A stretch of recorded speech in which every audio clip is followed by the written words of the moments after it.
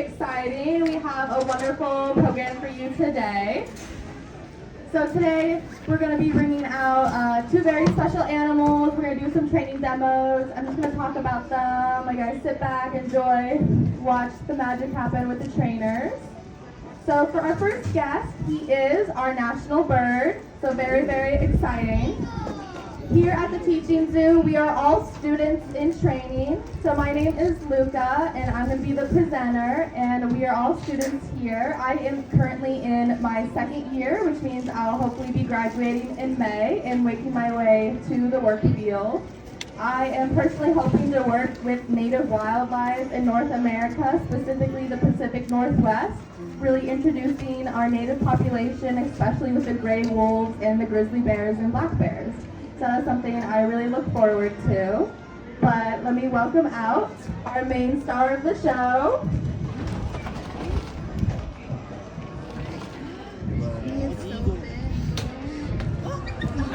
So this is Ghost, our bald eagle, and his wonderful trainer, Giselle.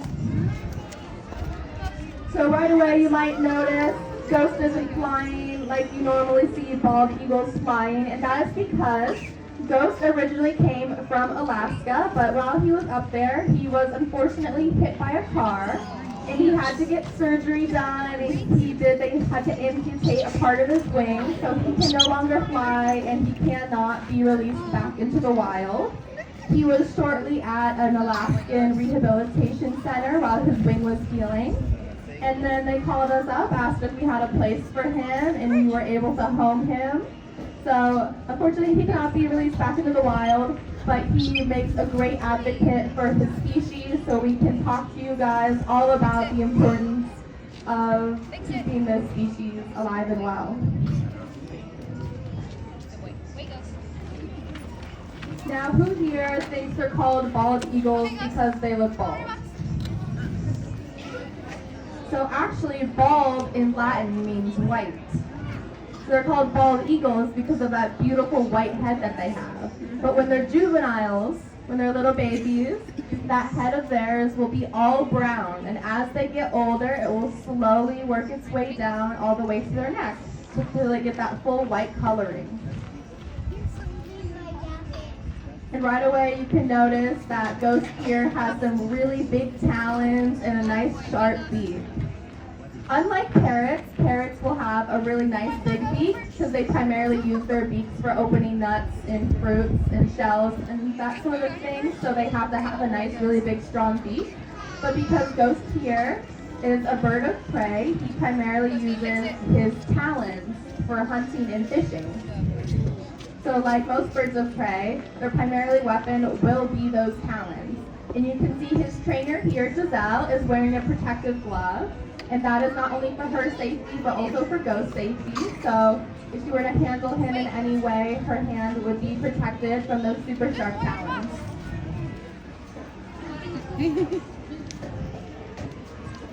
And he also has that super sharp beak to help tear into flesh as well.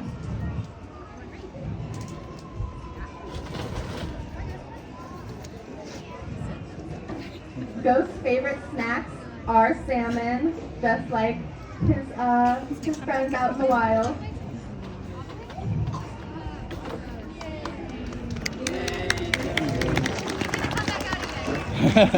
That was Ghost, our amazing bald eagle, our national bird. And you guys just stay right here. There will be another animal that comes out on stage. You're bringing it back out? Never mind. My bad.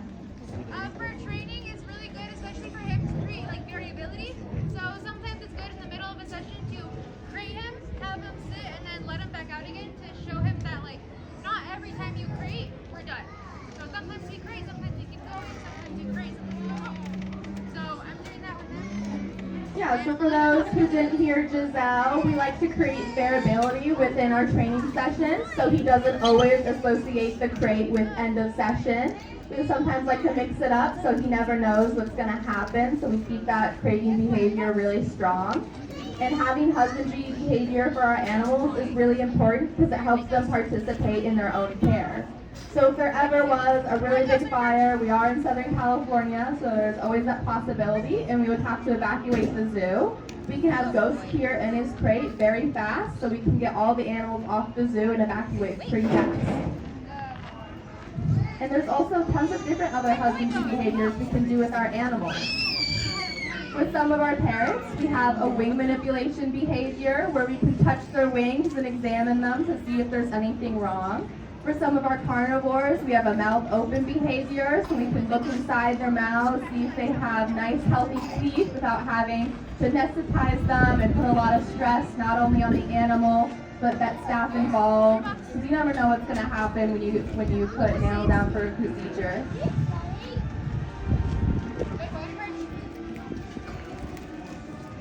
Yeah, we do a lot of different husbandry behaviors and training here at the Teaching Zoo at Moorpark College. The official name of our program is Animal Care and Training. What is he eating? So Ghost here, he eats a mix of different food. His favorite is salmon, but he also does get a bop mixture, which is sort of like a little meatball mixture that has all the nutrition and vitals that Ghost here needs. But also sometimes with our other birds of prey, like hawks, we'll add little supplements into them, like VitaHawk. It's basically just like you take your little vitamins every day. It's basically the same thing for them. Just a little extra something that they wouldn't naturally get here.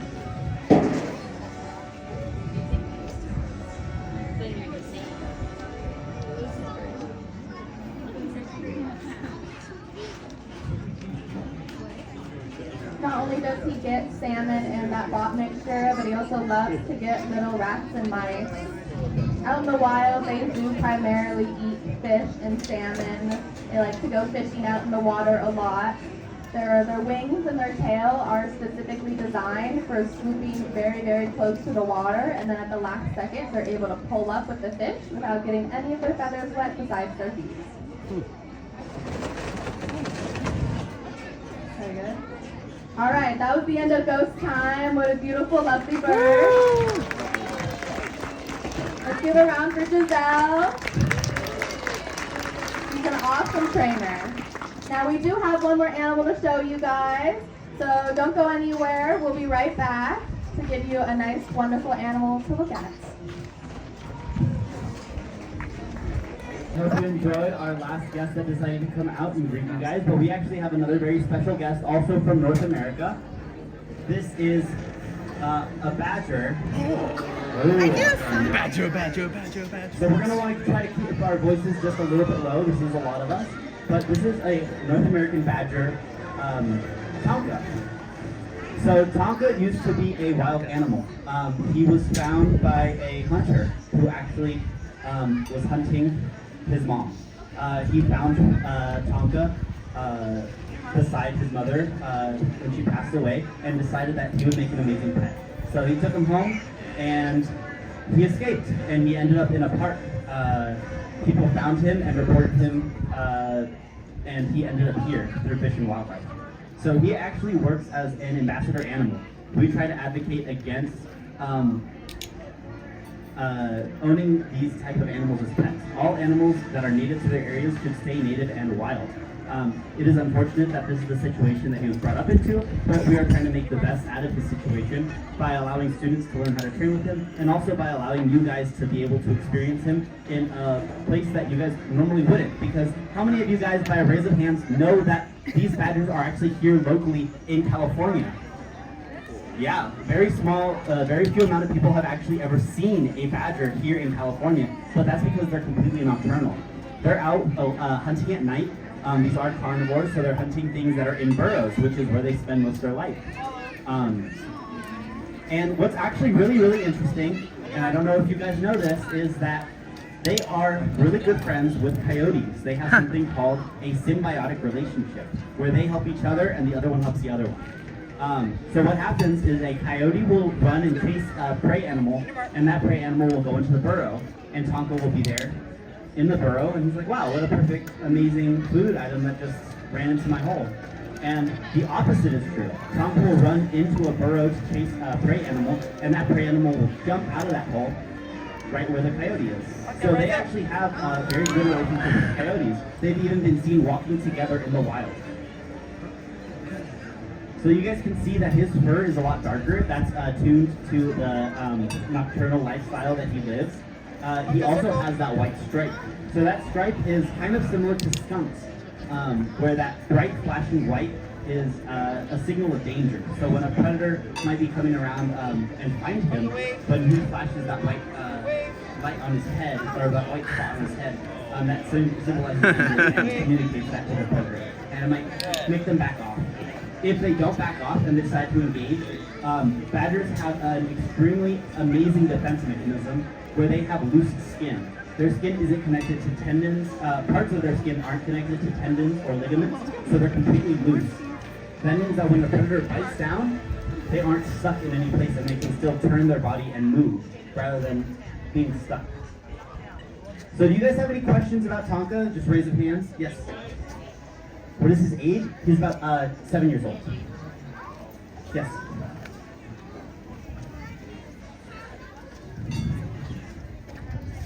How are his body parts loose? That's a really good question. So if you feel your own body parts, you can kind of feel that they have a limit of how far they can go. But for Tonka, they actually stretch a lot farther. Think of kind of like your elbow skin, how you can stretch it a lot more. It's built to be extra stretchy so that you don't have to worry. And then, don't worry you guys, he is going to come out again. They're doing 2 separate sessions. So this is actually a very interesting thing about this stage, is that it is so reinforcing. They get so many treats here and so much love here that sometimes they don't want to leave. So part of the training that they're doing right now is allowing him to recreate and then come back out so that he doesn't know when the session is ending and he doesn't have a problem with creating. So that when he actually does have to go back home, he's not aware of it and he can't break away. Do you have another question?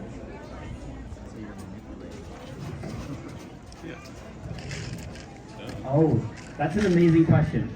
So she just asked if he can be loose like ghosts, where he doesn't have a leash. And the answer is no.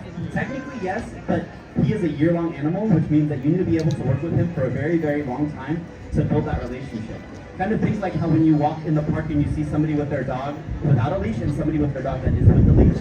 It's just a different relationship. Usually older dogs will trust their owners more and just walk with them without a leash. Younger dogs have a lot more energy and they might want to run away.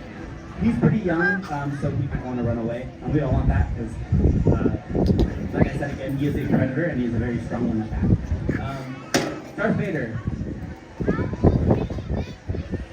He can get into his teenage years, about 15, 16, and 17.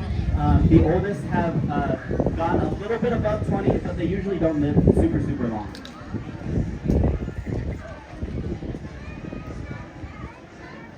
Yes?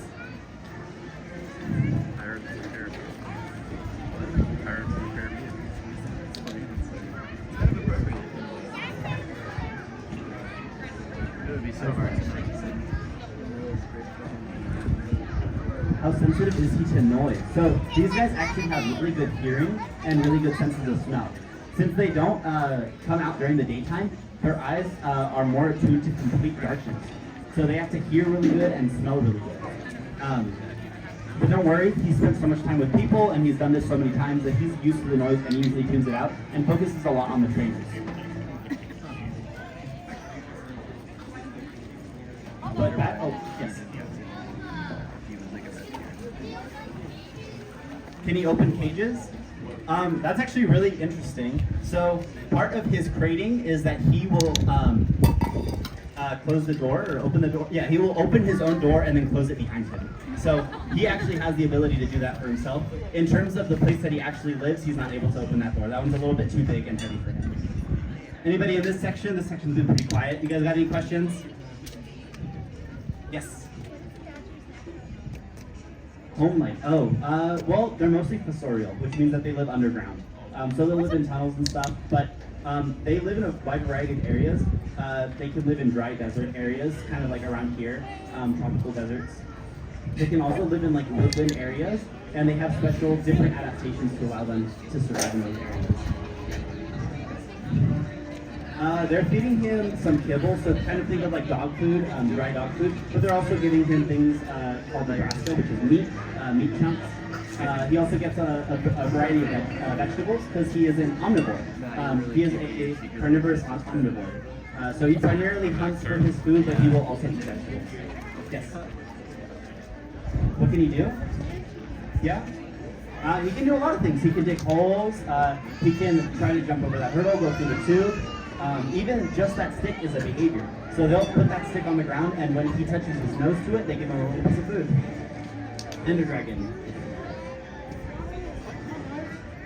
He is not a honey badger. That is a different type of badger. He is a North American badger. Is he poisonous? No, he is not. He's not poisonous. They use primarily their teeth for hunting. They'll bite down on their prey, and they eat things like rice and rats and mice. How come you guys have him as captivity? His mother was hunted, and he was found beside her. The hunter decided that he would be a good pet, took him home, and he actually escaped from that house and ended up in a park. Through Fish and Wildlife, we have a really good relationship with Fish and Wildlife. They decided that he's non-releasable, he's lived with people for too long, he's too used to people. His first instinct was to go up to a person for food, and that's a big, big factor in why they can't be released into the wild, is because if you, as cute as he is, if you guys saw him out while you're walking and he's running up to you, you are running the other way. That is scary. And that can cause a lot of issues. Like, he's able to live here freely, but if he was out in our community and he was running up to people, he would most likely be put down by Fish and Wildlife. So they gave him a chance here, and he works really, really well. And do you guys have any questions for a trainer? Any trainer-specific questions? This is somebody who's worked with Tonka for a really long time. In the wild, they'll typically be solitary. They have been known to hunt cooperatively with coyotes, but that's a bit more rare. But typically in the wild, they will live solitarily.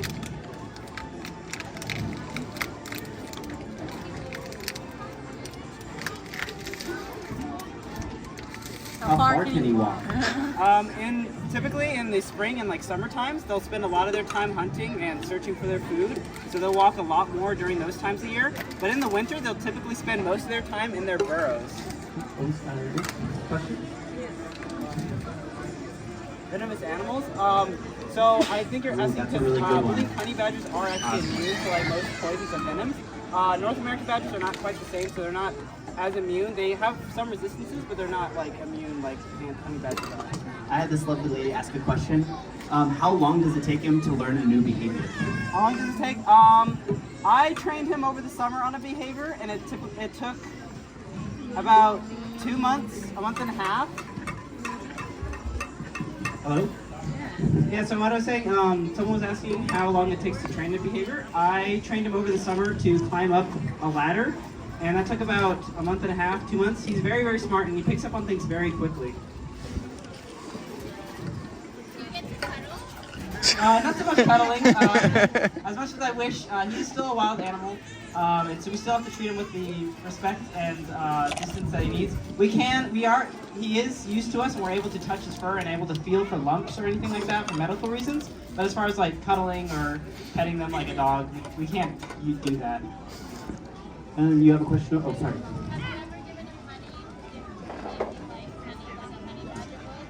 I haven't personally. I will actually. That's a really good question. I'm gonna have to check if he's approved for honey, because that's really sweet. It could be quite fatty, but I think that would actually be really. I'm really curious about that if he could get honey. Yeah, I'll let you know next year. I have a question over here. What's your question? How big can you get? That's about the size he is. He's fully grown. They won't get much bigger than that. In the winter time, they'll actually gain several more pounds, and their fur will actually expand because they need that extra layer of fur for the winter time. And then come spring, they'll shed all that fur off. So they'll actually be a little bit bigger in the winter time than they will in other seasons. How sharp are their teeth? They're pretty sharp because they need those teeth to be able to hunt ground squirrels, prairie dogs, stuff like that. So they need sharp teeth.